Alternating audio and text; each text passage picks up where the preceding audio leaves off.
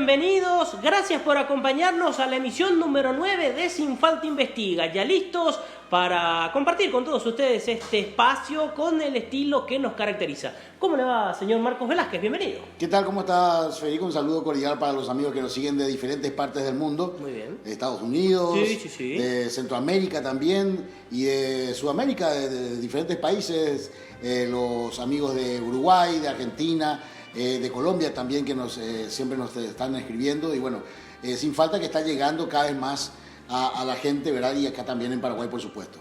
Bueno, tema 1 para comenzar rápidamente el programa. Juan Ángel Naput. Se dio a conocer semanas atrás la condena para el expresidente de la APF y la Conmebol. Bien, es el capítulo final ya prácticamente de lo que ha sido esta novela denominado FIFA Gay en lo que hace al dirigente paraguayo, en este caso, ¿verdad? Porque sabemos que hay muchos otros imputados que también tienen que ser, digamos, condenados y que están aguardando su sentencia justamente. Pero el caso de Juan Ángel Naput, que ha recibido 9 años de cárcel, ¿verdad? Una condena que lo ha dictado la jueza Pamela Chen de los Estados Unidos. Una condena bastante leve a lo que se esperaba realmente, incluso dentro de lo que ha sido el pedido de la Fiscalía de los Estados Unidos, que había solicitado a la jueza 20 años de cárcel para el señor Juan Ángel Naput. Sin embargo, la jueza prácticamente redujo a la mitad de esa condena. Y una multa de $1 millón y la restitución de $3.374.000 es lo que se ha dispuesto la jueza Pamela Chen en contra del señor Juan Ángel Naput. Y bueno, todavía quedan muchas cosas o muchas cuestiones que hacen a la investigación del FIFA Gay.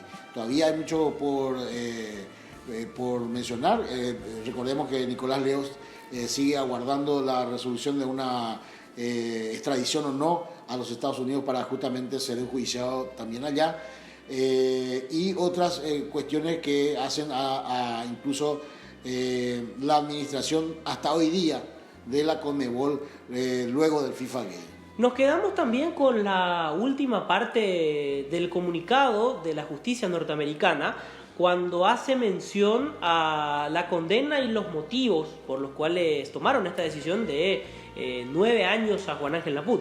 En la última parte dice: la investigación continúa. Esto nos hace pensar. Recuerdo en uno de los primeros programas de Sin Falta Investiga hablamos con José Luis Chilaver de manera exclusiva, y él estaba muy seguro de que hay gente que seguirá cayendo. Inclusive hablando con otros colegas, conversando con protagonistas del mundo fútbol, ellos están seguros que esto va a continuar. Nos hacemos varias preguntas. Una de ellas es: ¿quién será el próximo?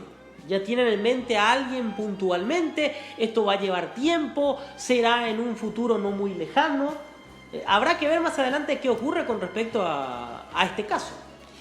Justamente algunos que conocen, digamos, la justicia norteamericana señalan de que una de las posibles razones por las cuales Juan Ángel Naput recibió solo 9 años y no más es de que justamente habría hablado Juan Ángel Naput a la fiscalía o a los investigadores norteamericanos para negociar o reducir su condena, ¿verdad?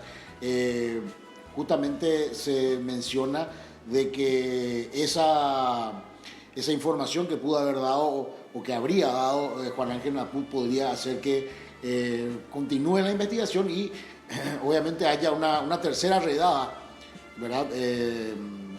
Recordemos que la primera fue el 27 de mayo del 2015, donde fueron apresados, digamos, un grupo de dirigentes y también de empresarios del sector de marketing deportivo. La segunda redada fue el 3 de diciembre del mismo año, donde cayó justamente Juan Ángel Naput. Y bueno, 2015, 3 de diciembre. Y bueno, se espera o se rumorea de que habría una tercera redada que podría llegar a más dirigentes del fútbol sudamericano también. Tema número 2. Muchos están contentos con la designación de Juan Carlos Osorio como técnico de la selección paraguaya. Desde aquí, si analizamos exclusivamente lo deportivo, lo dijimos a través de las redes, compartimos. Nos parece un estratega capaz de realizar un buen trabajo y de llevar nuevamente a la selección a una Copa del Mundo. Eso no se discute. Sí discutimos la manera en que Robert Harrison, presidente de la APF, ha negociado el contrato con el entrenador colombiano. Hablemos puntualmente de algunos temas. En primer lugar, aquí en Paraguay no se da aquella famosa figura del comité ejecutivo y compañía. Es cierto, es el comité el que termina aprobando, pero fue Robert Harrison quien llevó la negociación de manera exclusiva. Tema 2. ¿Cómo es posible que se le permita al técnico colombiano una cláusula como la que está recorriendo todo Sudamérica y todo el mundo? El colombiano se puede ir cuando quiere. Y si no es así, sería ideal que alguien salga a desmentir esta información.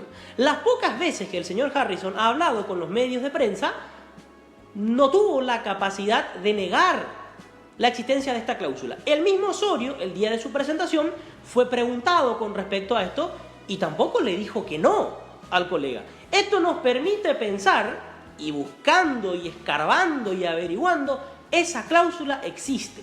Osorio se puede ir cuando quiere, probablemente no se vaya. Ese no es el punto. Me parece bien que se quede, que trabaje, que el fútbol paraguayo lo acompañe. Pero ¿cómo es posible negociar bajo estas condiciones? Pregunto, ¿tan desesperado estaba Robert Harrison y tan desesperado estaba el fútbol paraguayo para permitirle al señor Osorio semejante cláusula? Sí, realmente cuando Sin Falta levantó a su cuenta de Twitter la publicación de un colega colombiano donde confirmaba plenamente, digamos, a través de una entrevista, de que esa cláusula existía. Estamos hablando de una cláusula de rescisión sin la parte económica, es decir, que no tiene costo económico, digamos, esa rescisión cuando si había una posibilidad de que Osorio vaya a la selección colombiana. Cuando Sin Falta levantó, reitero, esa información, muchos decían que éramos como que pájaro de mal agüero, como que mentíamos, éramos malintencionados y todo ese tipo de cosas, pero el tiempo nos dio la razón porque inclusive otro colega, también colombiano, pero que trabaja en los Estados Unidos, volvió a ratificar, digamos, la existencia de esa cláusula que nos parece realmente descabellado, ¿verdad?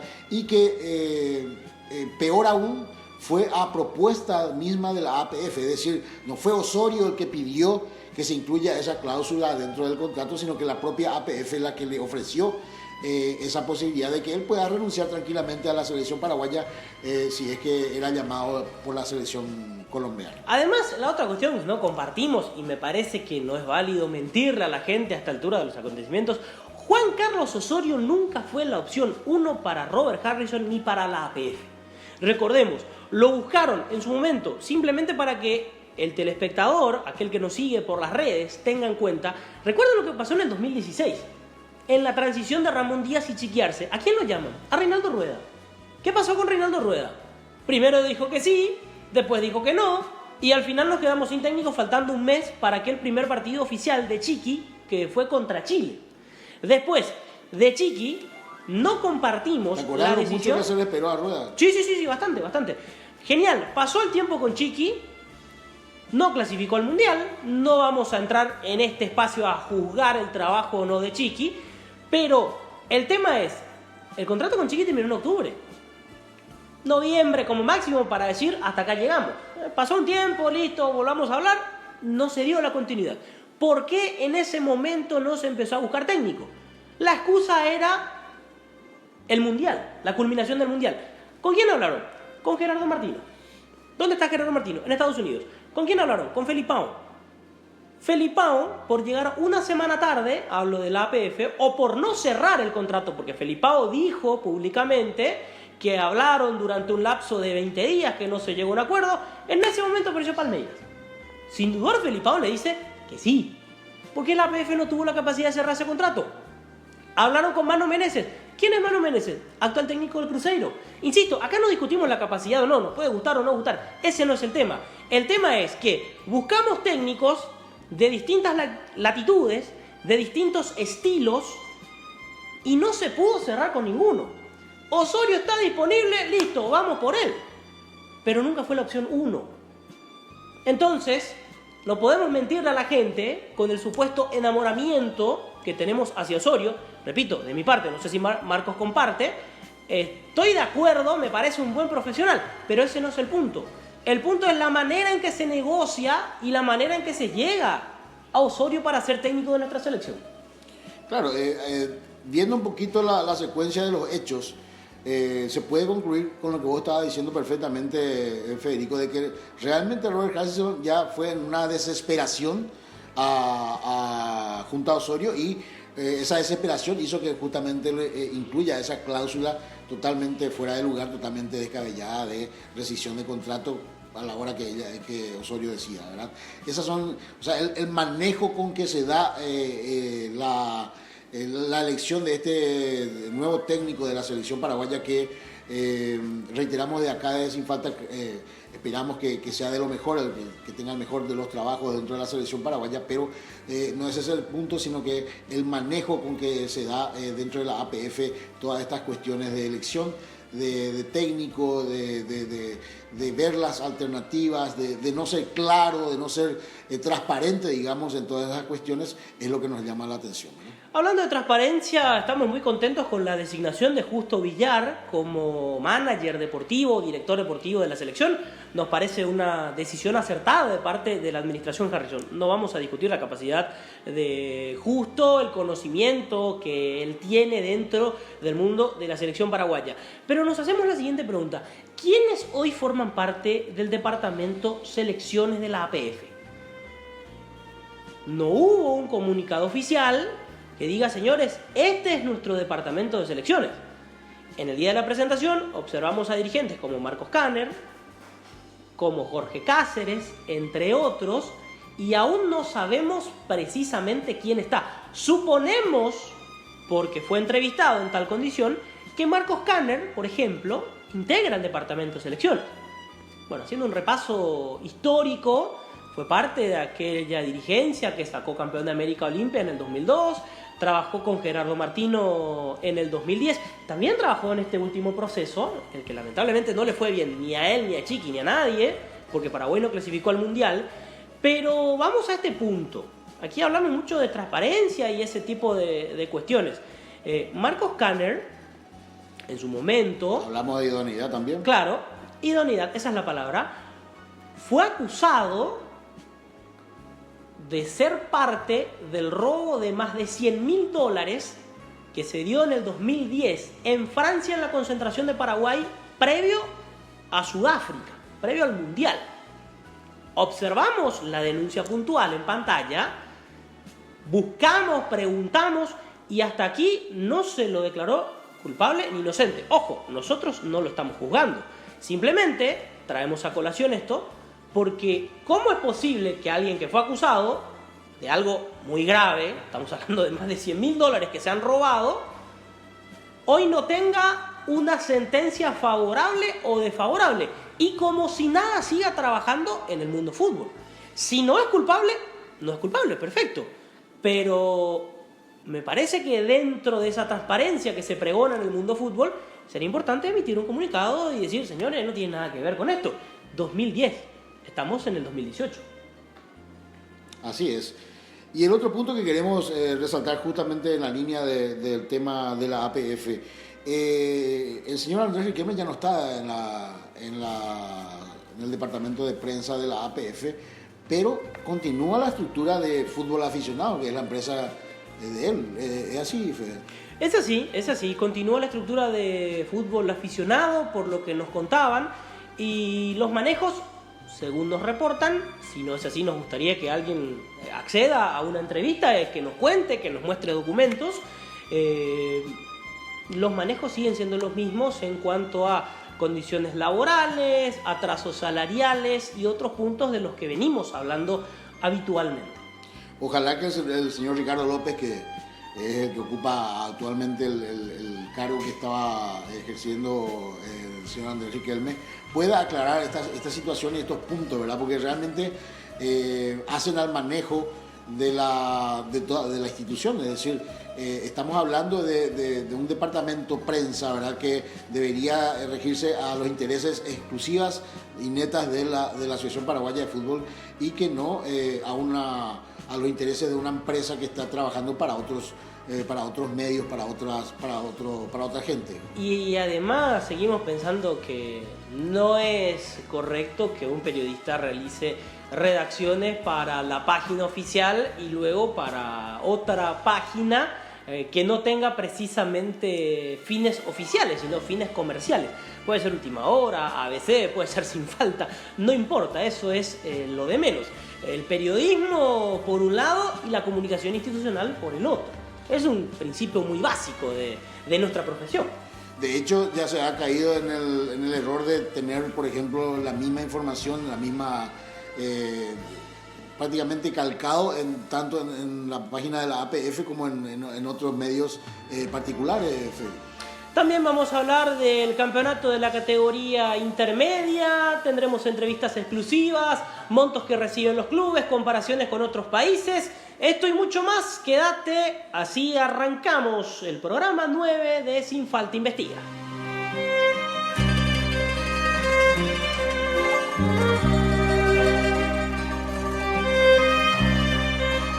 Muy bien, seguimos en esta emisión número 9 de Sin Falta Investiga. Queremos hablar sobre temas puntuales relacionados a los ingresos que perciben clubes de la categoría intermedia. Estamos averiguando con respecto a otras situaciones, con respecto a otros países, y nos encontramos con montos inferiores relacionados directamente a Uruguay.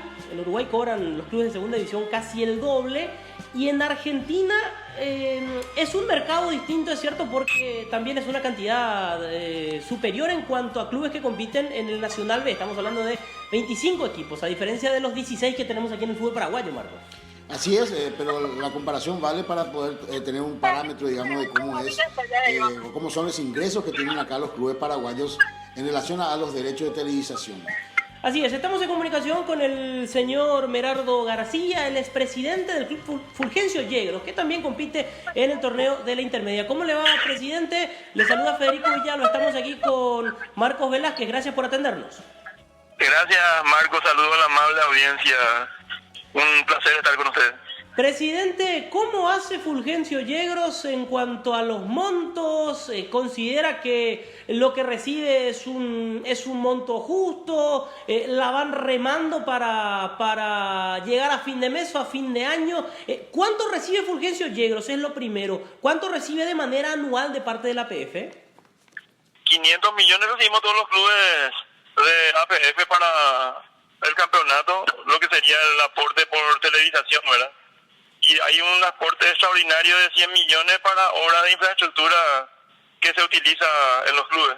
Perfecto, o sea, estamos hablando de un ingreso de 600 millones. 600 millones, y más los viajes que más o menos están por el total de 80 millones anuales. Es decir, reciben un plus para cada viaje. Sí, para cada viaje. Imagino que moverse a cada ciudad tiene un monto específico. Así mismo, es un monto básico que nos cubre la APF. Si nosotros queremos más confort, mejor atención, la diferencia absorbe el cobre. ¿Les alcanza ese monto para pensar en armar un equipo competitivo? Pues por suerte mi club tiene un poco de ingreso fuera de lo que es recaudación, ¿verdad? Como tenemos algunos alquileres que percibimos anualmente, y tampoco es suficiente porque lo que más o menos invierte cada club para mantenerse en intermedia está por los 1.200, 1.300, 1.400 millones, varía eso de acuerdo a lo que gane, ¿verdad? O sea, estamos hablando de que reciben la mitad de lo que gastan, más o menos. Así mismo, ni más ni menos. A veces creo que hay clubes que gastan 2 o 3 veces más también, ¿verdad? Presidente, ¿hay alguna, digamos, ustedes están satisfechos con lo que reciben de parte de la televisación específicamente? Yo creo que le puedo preguntar a todos los presidentes y nadie está satisfecho porque hay una brecha muy grande con la primera división, y también nosotros somos equipos profesionales porque en intermedia todos estamos considerados así por FIFA mismo. ¿Y cómo se maneja eso? O sea, ¿ustedes hablan sobre esto, sobre este tema? Digamos, piden a la APF que se mejore esos ingresos. Y estamos siempre hablando con el presidente Robert. Dice que en algún momento se va a ir mejorando, que el primer paso fue el tema de la primera división y que ahora vendrá otra gestión para mejorar lo que es intermedia. ¿Hay alguna promesa para el año que viene o algo así, por ejemplo, presidente? Y mira que yo soy de los clubes que menos contacto tiene con el presidente, ¿verdad? Yo creo que esa pregunta tendría que trasladarla al presidente de la divisional o en su defecto al nuestro representante del comité ejecutivo, que es el señor Atilio Cabral. Ahora, presidente, ustedes, dentro de lo que es la administración misma del club, ¿consideran de que pueden de alguna manera exigirle más a la APF, ya no más solamente por el tema de los derechos de televisación, sino también por otros ingresos que tiene la APF también en materia de sponsor, en materia de otros derechos, en fin, por una serie de otros ingresos? ¿Creen de que pueden exigir más también los clubes de la intermedia? Siempre estamos hablando entre los colegas dirigentes. Yo creo que le pedimos al presidente, yo creo que no está nomás la disponibilidad del contrato actual o el extendido que hicieron con la televisión, modificar, por eso que no se puede dar, pero calculo que en unos años más se irá dando la misma cosa como fue este experimento de la Copa Paraguay. Seguramente para la siguiente edición va a haber más aportes seguramente, ¿no? Presidente, los contratos de Tigo con la APF, ¿los llegaron a ver en algún momento? Y siempre en los balances nos percatamos de los montos, de lo que está escrito. Se presenta, la APF siempre presenta todo eso, todos los clubes tenemos acceso, ¿verdad? Uh-huh. A nosotros nos llama poderosamente la atención que el año pasado había dicho Robert Harrison en entrevistas, inclusive esos montos se publicaron, hablamos de $1 millón para toda la categoría. Haciendo el cálculo rápido, esto asciende aproximadamente a 350 millones de guaraníes por club de manera anual, y usted nos está hablando de 600, es decir que el agregado uno supone proviene de la APF. ¿Usted sabe algo sobre eso? Y eso es lo que él siempre nos explica, que eso es lo que da el presupuesto de la APF. El APF no solamente la televisión son sus ingresos, tiene varios sponsors, ¿verdad? Claro. Presidente, el tema del horario, ¿les perjudica, por ejemplo, jugar un partido un sábado a las 10 de la mañana? Y usted sabe que en Paraguay la gente es dominguera, solamente domingo de tarde recaudamos algo, ¿verdad? Claro, entonces... Y eso también creo que falta una política de Estado para que el fútbol profesional pueda recaudar más, porque si ustedes se percatan en los alrededores donde se juega partido oficial, siempre hay torneos, siempre donde se vende bebida alcohólica, donde hay diversos otros atractivos más, donde la gente se va más que ir a ver un campeonato oficial donde hay miles de restricciones para acompañar a nuestro equipo, ¿verdad? Claro, ¿ustedes tienen en mente presentar algún proyecto con colegas suyos como para tratar de mejorar los ingresos para sus clubes más adelante? Lastimosamente yo no soy la persona indicada para presentar eso. Yo tengo mucha buena idea, pero creo que hay otros colegas que tienen más afinidad con el presidente. De eso creo que también se trata lo que es en el fútbol y ellos creo que están en esas gestiones, ¿verdad? ¿Por qué no tiene esa afinidad con el presidente? ¿Hubo alguna pelea en algún momento? ¿Simplemente son diferencias? No, ninguna. Yo no era de su equipo. Así, no. Esto es una política deportiva y yo estaba en la vereda enfrente, entonces no digo con eso que él me trate ni me dé un maltrato ni nada, pero solamente que lo que tiene más cercanía tiene más ventaja para plantear esa idea, ¿verdad? Claro, entonces es como que si usted tiene alguna idea la tiene que canalizar a través de otro colega suyo que tenga un acercamiento a Robert, ¿no? Y yo creo que es lo más lógico porque va a tener más aceptación, ¿verdad?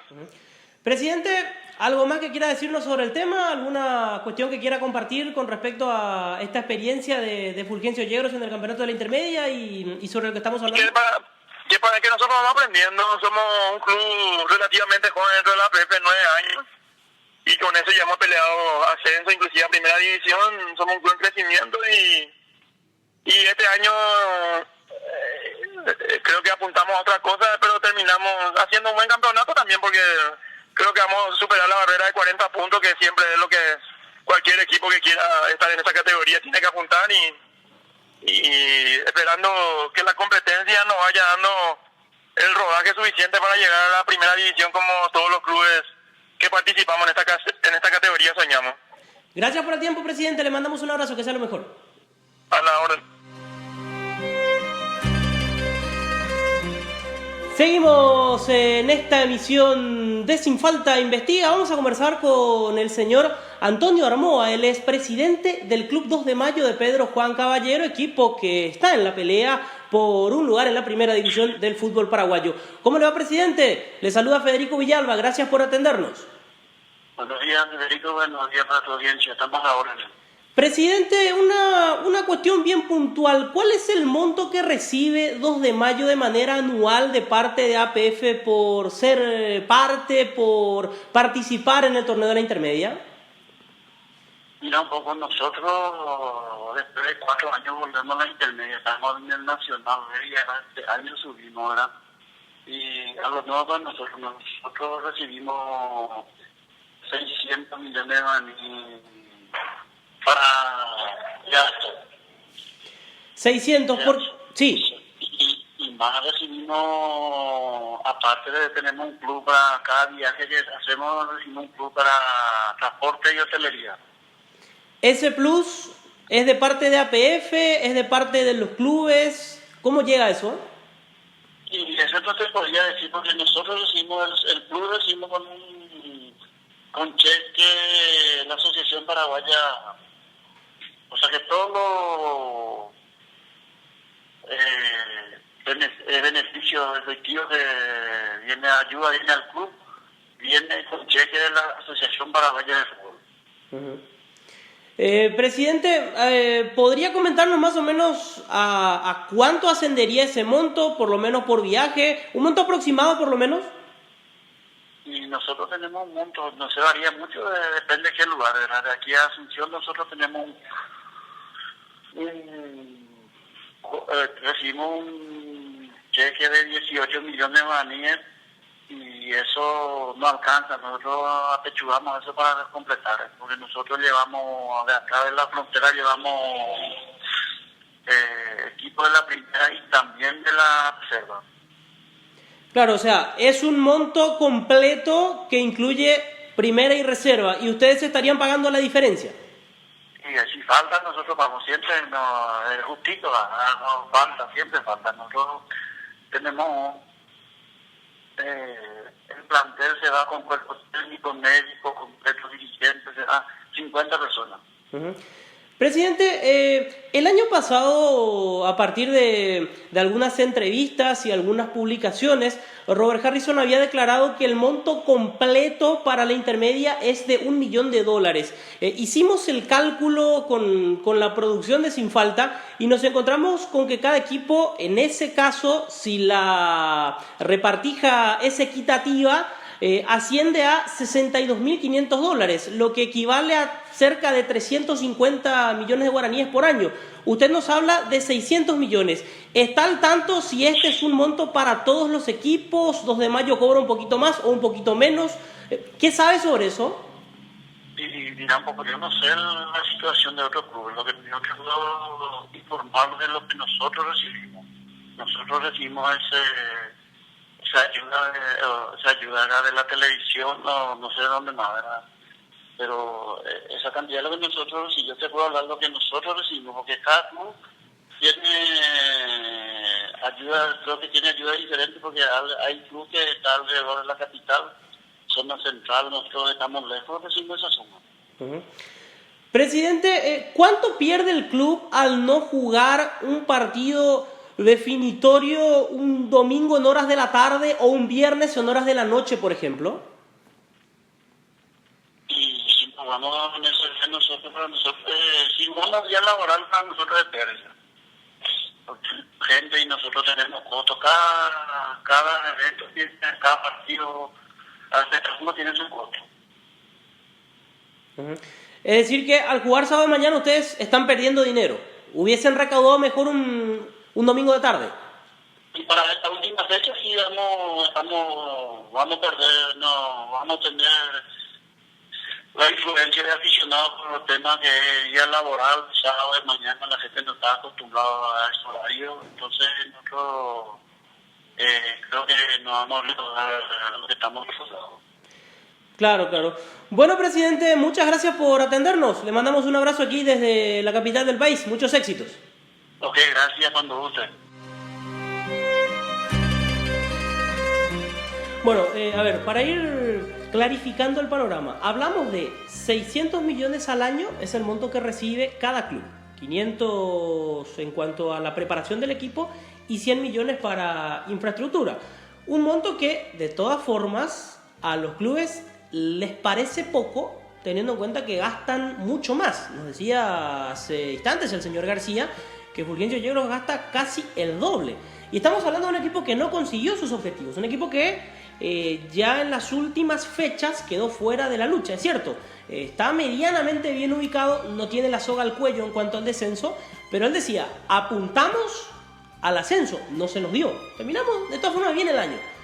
Pero, a ver, me imagino que un club que sí haya conseguido el objetivo, o que sí pelea hasta el final, gasta mucho más.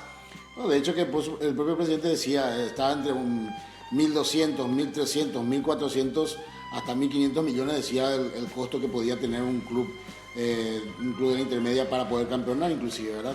Entonces son montos que están muy por encima de lo que hoy reciben de la APF, digamos, tanto en materia de derechos de televisación como lo decía también por otros sponsors, por los ingresos que dan otros sponsors a la APF. Nos fijamos en algunas imágenes en cuanto al fútbol uruguayo, por ejemplo.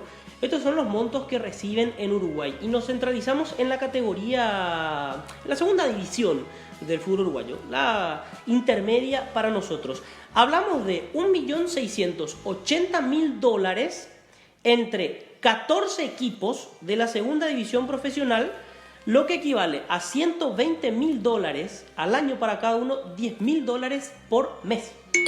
Es el monto que se destina a los clubes producto de la televisión. Repetimos, nosotros tenemos la información, no es un dato extraoficial, es un dato que lo hizo oficial Robert Harrison el año pasado. De parte de la televisión, $1 millón para clubes de intermedia. En Uruguay se reparte $1.680.000. Es cierto, aquí son 16 equipos, en Uruguay son 14. Pero también tenemos que decir que Uruguay es un país con una menor cantidad de habitantes. Por lo cual, claro, es mucho más difícil vender un producto. No queremos entrar en la comparación, tenemos también los datos de Argentina y de otros países, inclusive nos decían hasta que en Brasil la segunda división paga más que la primera. Hablábamos hace meses con un colega que nos manifestaba que la Copa Brasil, por ejemplo, hasta paga casi igual que la Copa Libertadores, por poner un ejemplo. Entonces, a ver, son grandes países con superpoblaciones, entonces me parece que no podemos entrar en eso. Pero vayamos puntualmente a Uruguay. ¿Cómo es que Uruguay hace que sus clubes cobren $10.000? Ese es el monto de televisación. Por allí la UF paga un extra, así como se da aquí en la APF. Entonces, la televisión, Tenfield, abona a los clubes $10.000 de manera mensual. Estamos hablando de clubes de segunda división. Y aquí en Paraguay, si hacemos un cálculo equitativo de $1 millón, hablamos de poco más de $5.000 de manera mensual. Casi el doble en Uruguay. Realmente, y teniendo en cuenta un poquito ya esto, yendo a la parte comercial, digamos, de lo que es los derechos de televisación, el costo que tiene, digamos, la transmisión del fútbol paraguayo, 15 millones es, hablando en forma global, el monto que reporta Tigo a la APF por los derechos del fútbol paraguayo. Sin embargo, si uno hace un poco los cálculos de cuánto es lo que está ingresando Tigo en concepto de digamos, la transmisión del fútbol paraguayo, se calcula alrededor de $6,5 por abonado.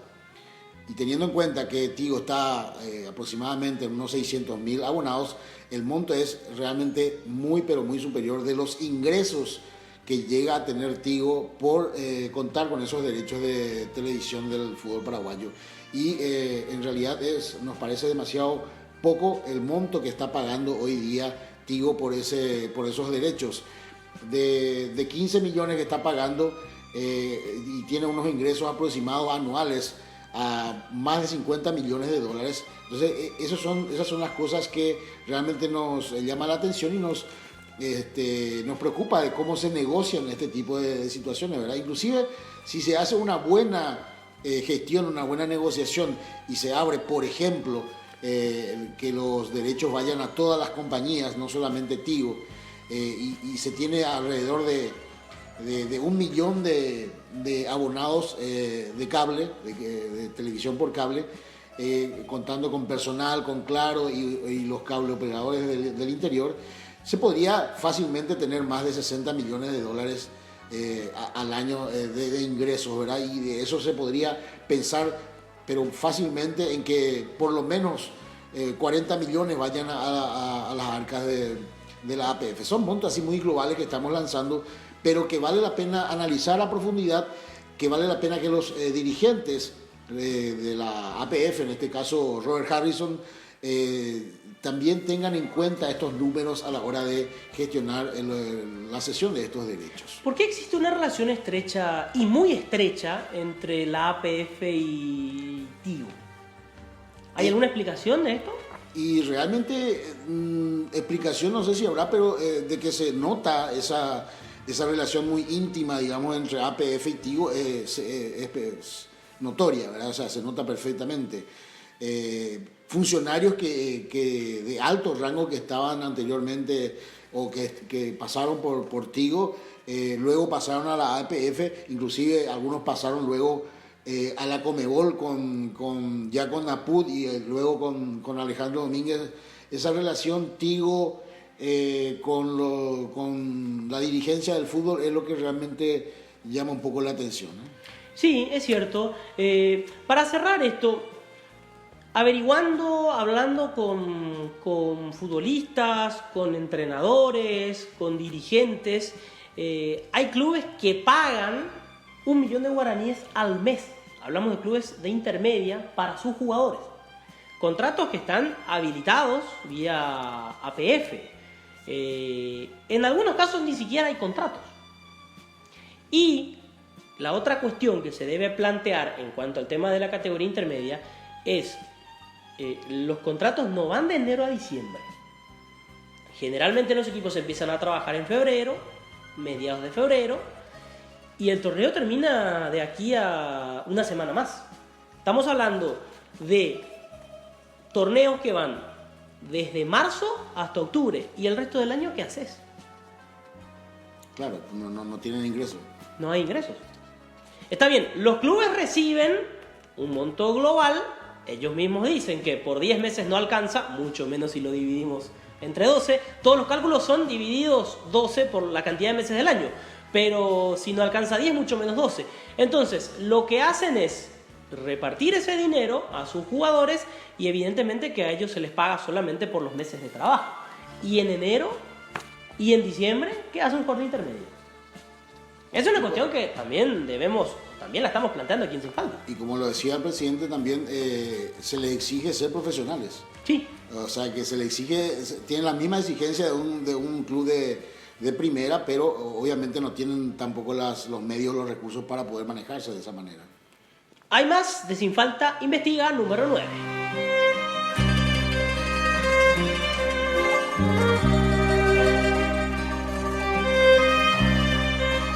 Seguimos, estamos en la última parte de esta emisión número 9 de Sin Falta Investiga. Vamos a tomar comunicación con el colega argentino muy reconocido Sergio Levinsky, con quien habitualmente intercambiamos datos.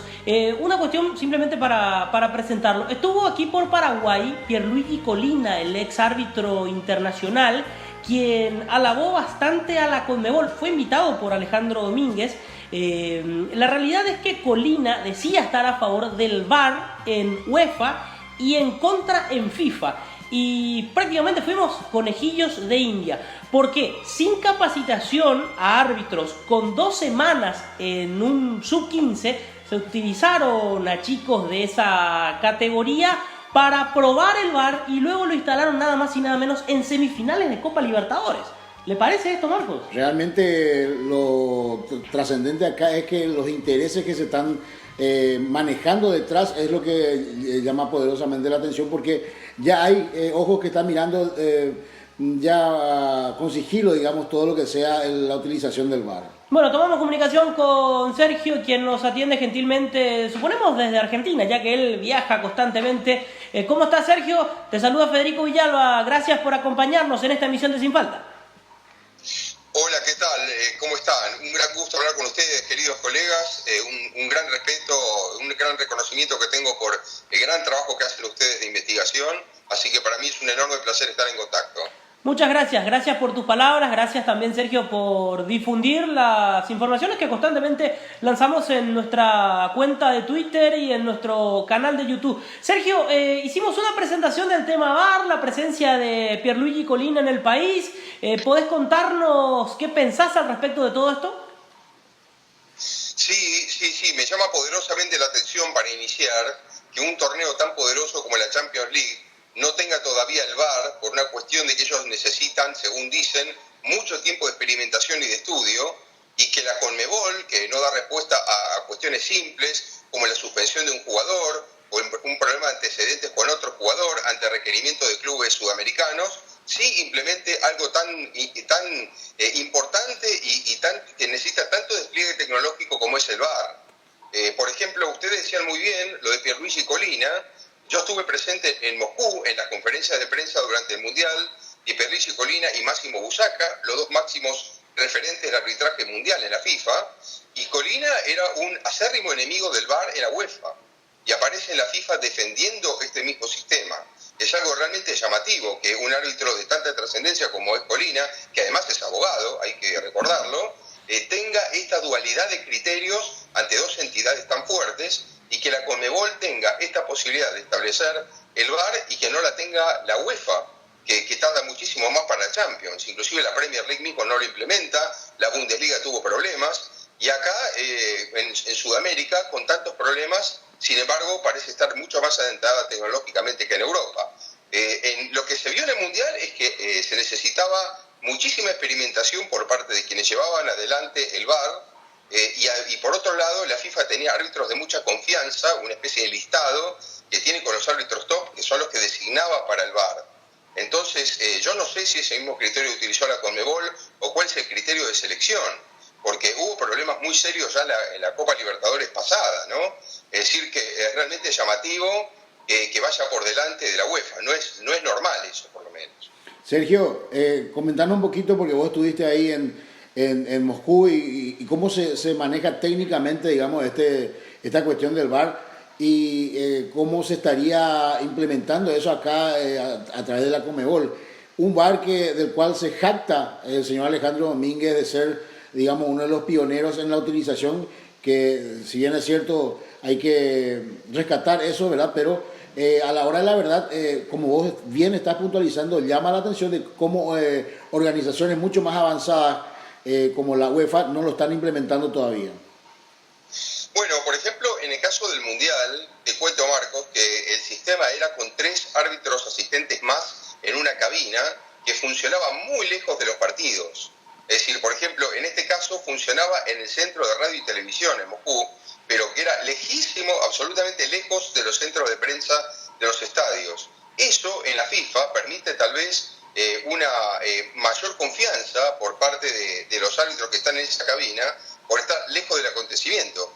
Pero yo quisiera saber si la Conmebol, que es mucho más pequeña, el control sobre estos asistentes va a ser el mismo.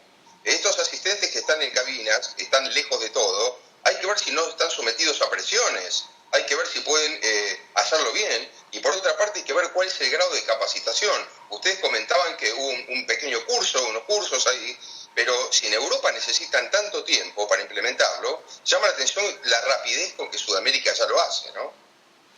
Sergio, ¿podés comentarnos, ya pasando a otro tema, en qué consiste el nuevo sistema de Conmebol y MediaPro que parecen haber aceitado las licitaciones de transmisiones en todos los países? Nos hemos enterado semanas atrás de que, por ejemplo, algunos partidos se emitirán a través de la red social Facebook.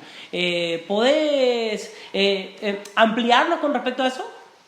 Sí, a mí me sorprende mucho este nuevo sistema de licitación porque entran muchos más actores en el negocio de las licitaciones. Entra mucho más gente con esto de licitar. Ustedes piensen que la Conmebol pasó de licitar un derecho hasta el año pasado para transmitir la Copa Libertadores de América a licitar 4 paquetes distintos de derechos y además cada uno de esos paquetes por país. Habiendo 10 países en la Conmebol, estamos hablando de 40 derechos.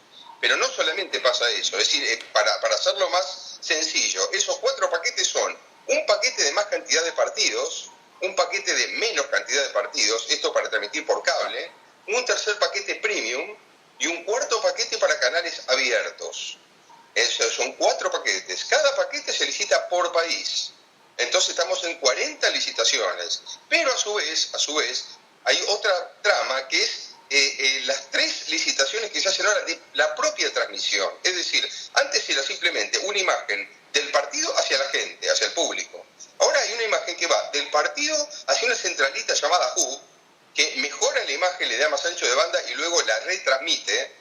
Esa transmisión se da a los que poseen los derechos y los que poseen los derechos de transmisión a su vez al público. Estamos hablando de 3 tramos, del partido a la Hub, de la Hub a los que tienen los derechos y los que tienen derechos al público. Con lo cual entran muchísimos más actores y uno de esos actores, ya el rumor es cada vez más creciente, que sería, por lo menos en Argentina, pero yo creo que va a ser en toda Sudamérica, Facebook. Facebook va a transmitir algunos partidos a través de su plataforma, por internet solamente, y los que no tienen internet no van a poder ver esos partidos. Ahora, Facebook luego, claro, necesita de una compañía que transmita los partidos y Facebook retransmitirlos. Porque Facebook no tiene los periodistas, no tiene un plantel de periodistas. Facebook solamente hace de transmisión, pero necesita del plantel de un canal determinado o de una productora determinada para a su vez que le produzcan el partido, lo transmitan y Facebook lo dé a conocer al público.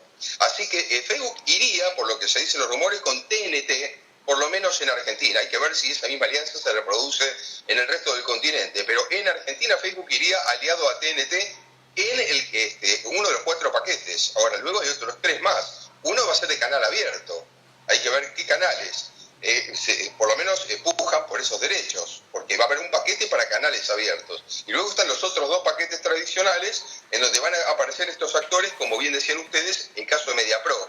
MediaPro es un caso muy llamativo, porque MediaPro, además de estar involucrada en el FIFA Gate, uno de los argumentos que utiliza la Conmebol es que una cosa es la central MediaPro de España y otra la subsidiaria, como si fueran 2 entidades distintas. Es decir, nos toman el pelo, en cierta forma, tratan de tontos. No es MediaPro España, es MediaPro Argentina, o al revés, no es MediaPro Argentina, es MediaPro España, como si MediaPro no fuese MediaPro igual. Es decir, esto es uno de las cosas más llamativas. La segunda cosa llamativa es que MediaPro y Fullplay también tienen bastante que ver. La tercera cosa llamativa es que ESPN, al menos en Argentina, transmite en estudios de MediaPro. Y la cuarta es un rumor también cada vez más creciente, cosa de días yo creo, es que MediaPro adquiriría el 51% de las acciones de torneos. Y entonces al adquirir las acciones de torneos involucrados en el FIFA Gate más que ninguno, estaría dentro de MediaPro, con lo cual si MediaPro gana los derechos, por lo menos ya ganó uno de esos derechos, que es lo de la centralita Hub, entonces Torneos entra a tallar nuevamente produciendo para MediaPro. Es decir, que estamos hablando de fondo de los mismos actores de siempre, aunque la Conmebol aparezca con la cara lavada diciendo que se trata de dirigentes que no son los del FIFA Gate. Yo creo que sí son los del FIFA Gate, y es más, yo creo que estamos ya, diría, en presencia de un FIFA Gate 2, con los nuevos dirigentes y con los mismos actores de antes. Claro, haciendo un poquito de análisis más profundo, Sergio, está todavía, o sea, con esto entra MediaPro, que es una empresa que está involucrada, digamos, dentro del FIFA Gate. Está también, como decías vos, torneo y competencia, que también estuvo metido ahí en el tema, tuvieron que pagar muchísimo para poder seguir operando. ¿Y cómo queda Fox en toda esta cuestión? Bueno, todo indica que Fox se debería quedar, si hay 4 paquetes en licitación, todo indica que Fox podría quedarse con uno de esos paquetes. A lo mejor no se queda con el principal, pero se puede quedar con el segundo paquete de partidos. Como se licitan 4 paquetes, uno por televisión abierta, otro ya por Facebook, quedan 2 más para licitar. Uno de esos 2 paquetes se lo podría quedar tranquilamente Fox. Ahora, otra cosa interesante, si se lo quedara Fox transmite con producción de torneos.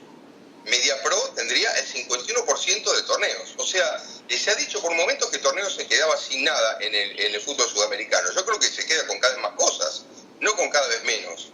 Porque produce para TNT, porque produce para Fox, porque estaría ahora dentro de MediaPro. Es decir, que es al revés.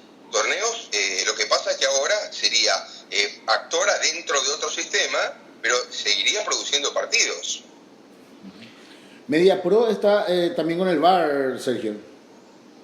Exactamente, MediaPro está con el VAR ya de antes, ahora le suma la centralita Hub y ahora le sumaría en los próximos días embolsar el 51% de torneos. Con lo cual estamos hablando de un poderío de MediaPro. Yo diría casi ya un pie y 3/4 en Sudamérica, por no decir los 2 pies directamente, ¿no? Así mismo. Sergio, ¿cómo ves la intervención de FIFA a UF? Bueno, este es un tema muy complicado porque además entra a tallar un tema complejo para el fútbol sudamericano y para el fútbol mundial, que es el tema de que la Asociación Uruguaya tiene una ligación con el Estado uruguayo.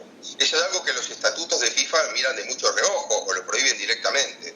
Entonces, ahora hay una situación muy compleja porque la Asociación Uruguaya está vaciada por los clubes que ni siquiera concurren para hacerle el vacío a la intervención, la reciente intervención de FIFA allí, en la Asociación Uruguaya, que es una intervención a todas luces espuria.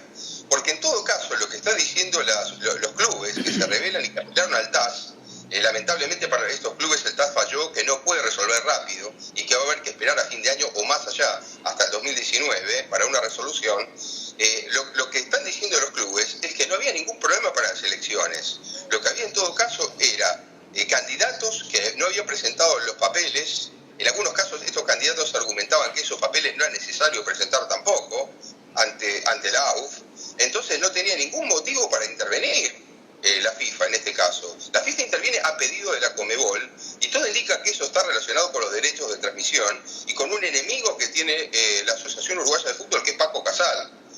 Paco Casal no será un santo, pero Paco Casal lo que hacía era pujar por unos derechos con un status quo absolutamente instalado en el fútbol sudamericano, que eran todas estas compañías que nosotros venimos hablando.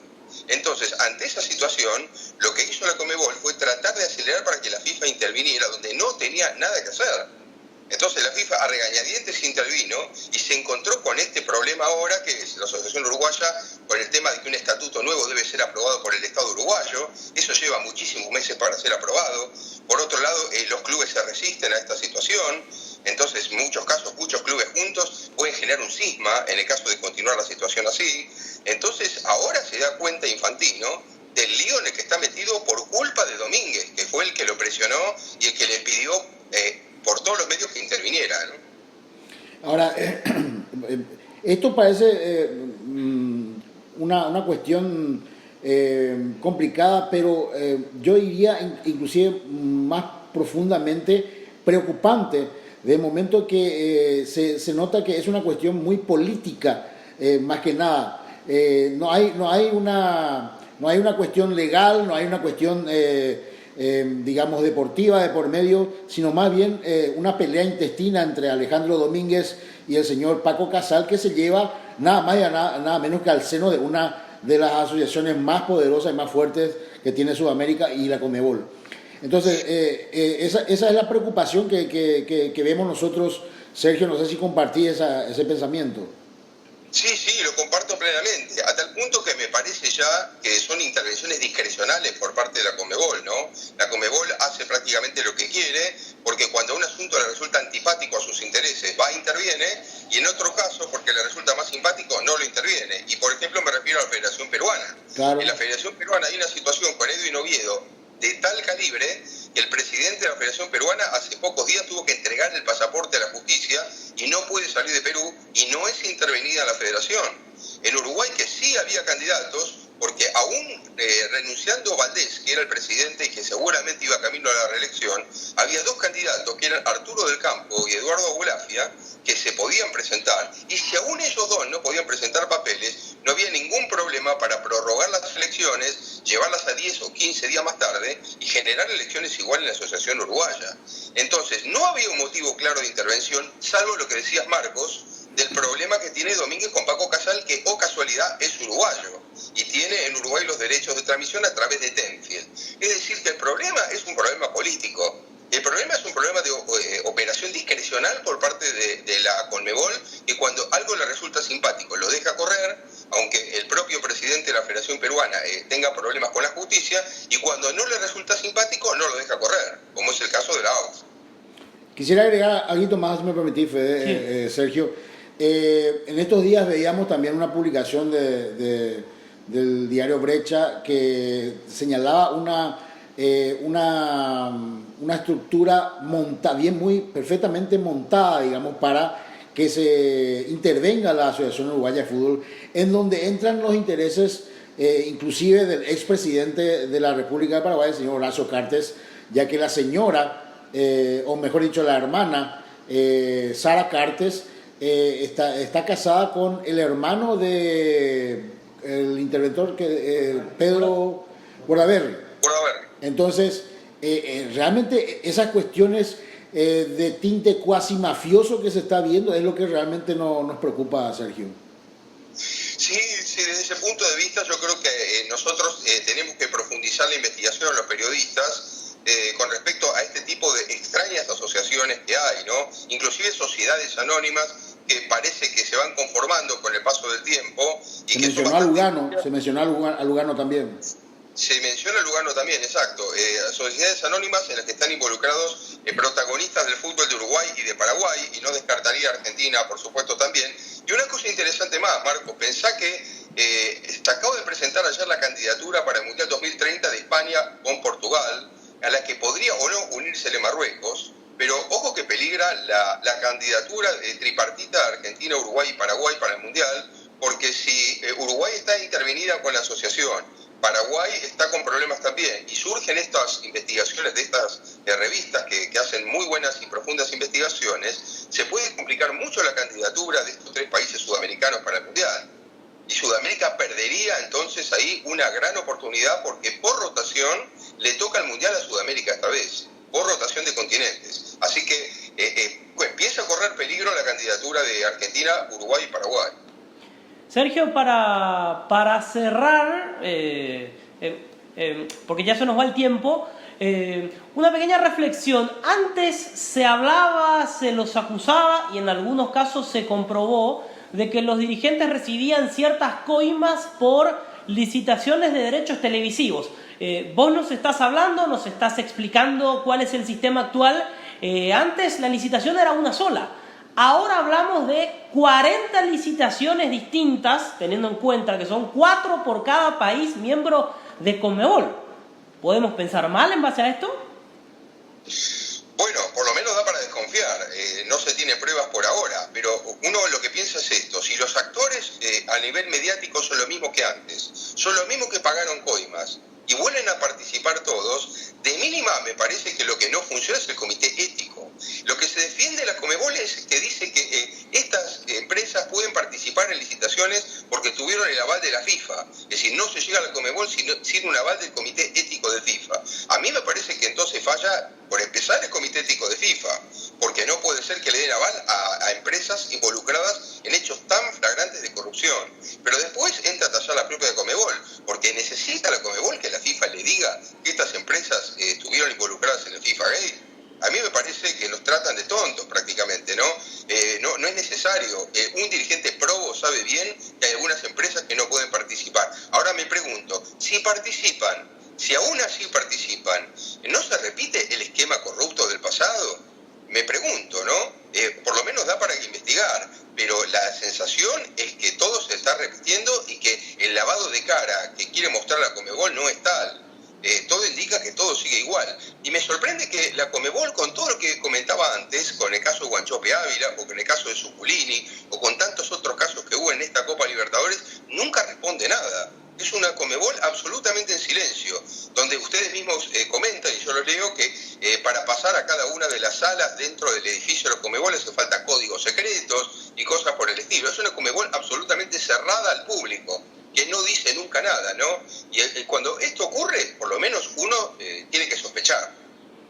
Sergio, muchas gracias por tu tiempo, un abrazo aquí desde Paraguay, seguimos en contacto, gracias por seguirnos y gracias por difundir a todos tus seguidores el trabajo que venimos desplegando aquí con todos los compañeros. Por favor, Federico, Marcos, un gran placer y por supuesto lo seguiré haciendo porque es muy valioso lo que ustedes hacen también desde allí investigando. Un fuerte abrazo. Muchas gracias, un Fuerte abrazo abrazo, grande. Sergio. Un abrazo grande para Sergio, nuestro colega argentino, hablando sobre una serie de cuestiones relacionadas al mundo Conmebol, mundo AUF, etc. Bueno, ya estamos en horario de cierre, hermano. Así es, realmente bastante fructífera el desarrollo del programa número 9 de Sin Falta Investiga, que espero le haya gustado realmente a nuestros seguidores. Bueno, hablamos sobre el caso de la categoría intermedia, los clubes, el dinero que perciben, cuánto gastan, hablamos sobre el contrato de Juan Carlos Osorio, esa cláusula sí existe y repetimos, misión cumplida no, misión cumplida cuando lleguemos al Mundial. Antes de eso, olvídense de que podamos decir que el objetivo se ha cumplido. Hay un objetivo trazado. El primer paso era conseguir un técnico, se consiguió a destiempo, pero se consiguió, nos parece a nosotros por supuesto, pero de aquí en más tenemos que trabajar en base a esto. Y mientras Colombia no tenga técnico, desde aquí sugerimos ponernos a rezar como mínimo para que no se les ocurra llevarlo a Juan Carlos Osorio. Por lo menos tendremos que tener la vela prendida hasta que tenga Colombia un técnico. Una vez que Colombia tenga técnico, sí, me parece podemos quedarnos más tranquilos y ya asegurarlo definitivamente a Juan Carlos Osorio ocupando este cargo en la selección nacional. Gracias, Marcos. ¿Algo más? No, nada más. Simplemente redondeando lo que teníamos de guinda de la torta, ¿verdad? La entrevista con Sergio Leditsky, era una personalidad dentro del periodismo de investigación deportivo también, y un análisis muy detallado y perfectamente descrito por Sergio sobre las licitaciones de la Conmebol, cuestiones que hacen a la intervención de la Asociación Uruguaya de Fútbol y todo lo que hace, digamos, al fútbol sudamericano. Nos tiran la pelota Golti, la vamos a sortear entre nuestros seguidores. Pueden acompañarnos como es habitual en @sinfaltaPY en Facebook, en SinFaltaPY, y también los invitamos a seguirnos en nuestro blog, sinfaltapy.blogspot. Es así, ¿no? sinfaltapy.blogspot. Gracias a todos por acompañarnos. Impresionante la cantidad de visitas que hemos recibido. ¿Hace cuánto estamos? Un mes aproximadamente, un poquito menos de tiempo, con algunas opiniones de producción general, algunas opiniones de Marcos, algunas mías, hablando sobre temas investigativos y también, por supuesto, sobre lo que más nos gusta, es el fútbol. Pero como siempre decimos, detrás del fútbol hay toda una estructura y bueno, para ello estamos nosotros, para contarles algunas cositas de las que muchos no se animan a hablar. Gracias por acompañarnos, gracias por seguirnos en las redes. Hasta una próxima emisión de Sin Falta Investiga. Chao. Hasta la próxima.